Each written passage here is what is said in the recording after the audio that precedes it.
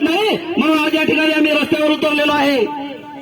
माझी पोलीस भावांना या ठिकाणी मला त्यांचं अभिनंदन आणि कौतुक करायचं आहे पोलीस भावांचं की दिवाळी असेल, दसरा असेल, दुर्गादेवी असतील, गणपती असेल, सर्व सण उत्सव ते आपल्यामध्ये साजरे करतात। माझे पोलीस भाऊ गणपती जरी असले तर ते गणपती बाप्पाची आरती कधीही त्यांच्या नशिबी नाही घरची।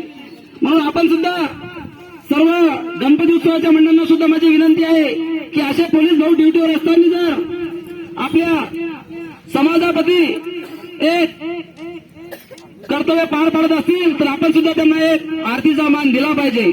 आज सुद्धा आपल्या संरक्षणार्थ पोलीस बांधव या ठिकाणी सर्वात पहिले पोहोचलेले आहेत। त्यासाठी सर्व जणांनी टाळ्या वाजवून पोलीस बांधवांचं या ठिकाणी अभिनंदन करा। या ठिकाणी माझी तहसीलदार आणि एसडीओ साहेबांना सूचना आहे की तुम्ही या ठिकाणी एका तासाच्या आत या शेलगाव देशमुख मध्ये येऊन आमचे आंदोलन सम्राट गजूभाऊ बोरकर आणि त्यांची संयोजन टीम यांच्यासोबत चर्चा करून त्यांचा जो एसटी आरक्षणाचा विषय आहे तो तात्काळ प्रशासनापर्यंत पोहोचवण्यासाठी आपण विनंती करायची आहे।